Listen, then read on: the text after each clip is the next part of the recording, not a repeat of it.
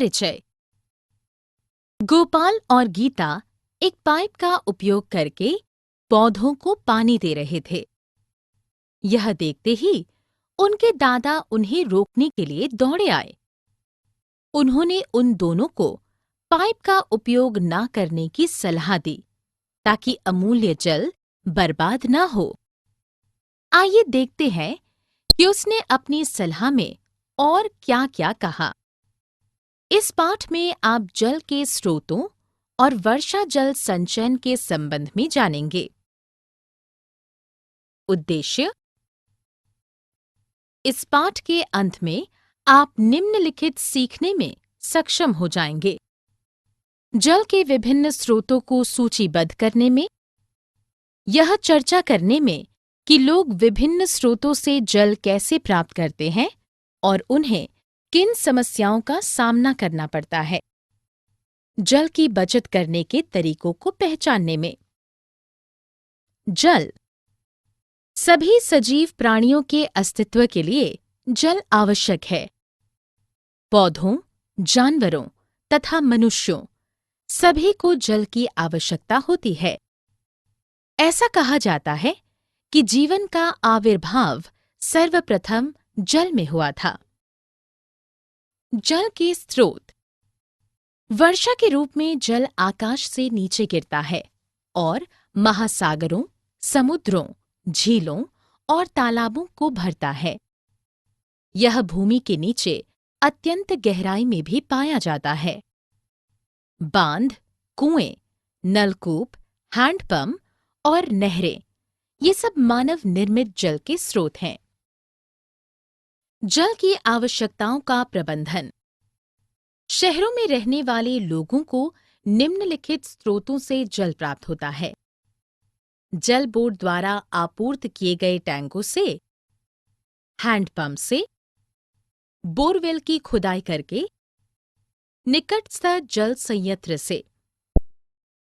नलकूप। नलकूप के आशय एक कम घेरे वाले गड्ढे से है जिसे भूमि के नीचे ड्रिल किया जाता है। यह उन स्थानों के लिए बहुत उपयुक्त है जहां अधोभूमि की संरचना जल के भंडारण के लिए उपयुक्त होती है। हरियाणा, उत्तर प्रदेश, पंजाब और बिहार के राज्यों में नलकूप द्वारा बड़े पैमाने पर सिंचाई की जाती है। बावड़ी। बावड़ी के आशय एक बहुमंजिला कुएं से है जिसमें सीढ़ियों से नीचे उतरकर जल तक पहुंचा जाता है। बहुत समय पूर्व लोग अपने जानवरों और सामानों के कारवां के साथ लंबी लंबी दूरी वाली यात्राएं किया करते थे। लोगों को लगा प्यासे यात्रियों को जल प्रदान करना एक अच्छी बात है।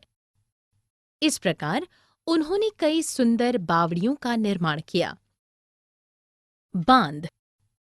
बांध एक प्रकार का अवरोध होता है जो जल के बहाव अथवा भूमिगत धाराओं के प्रवाह को रोकता है या इन्हें सीमित करता है। बांधों द्वारा बनाए गए जलाशय न केवल बाढ़ को रोकते हैं अपितु सिंचाई, मानव उपयोग तथा औद्योगिक उपयोग जैसे कार्यों के लिए जल भी मुहैया कराते हैं। वर्तमान स्थिति। वर्तमान में झीलों का उपयोग प्रचलन में नहीं है। झीलों के बीच में कई नई इमारतें और बस्तियां आ गई हैं। अब इन झीलों में जल एकत्र नहीं होता है, अपितु यह बह जाता है और यह व्यर्थ हो जाता है। निम्नलिखित कारणों से कुएं भी सूख चुके हैं। क्योंकि विद्युत मोटरों की सहायता से भूमि के नीचे से जल को बाहर निकाला जा रहा है और वृक्षों तथा पार्कों के आसपास की भूमि को सीमेंट से ढक दिया गया है। वर्षा जल संचयन। वर्षा जल संचयन एक विधि है जिसके अंतर्गत विभिन्न उद्देश्यों की पूर्ति के लिए वर्षा के जल का संग्रहण, भंडारण तथा उपयोग किया जाता है।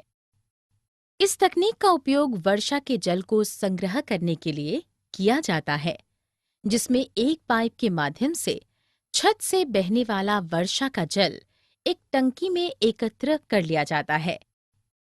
पाइप के सिरे पर एक छलनी लगा दी जाती है ताकि कोई गंदगी टैंक में ना जाए। सारांश। हमने जो कुछ सीखा है उसे संक्षेप में दोहराएं। पृथ्वी पर उपलब्ध जल सभी के लिए है। जल की दुर्लभता का समाधान करने के लिए हमें पुरानी झीलों और नलकूपों का पुनर्निर्माण करना चाहिए और नई झीलों व नलकूपों का निर्माण भी करना चाहिए। प्रत्येक घर में वर्षा जल संचयन प्रणाली स्थापित की जानी चाहिए।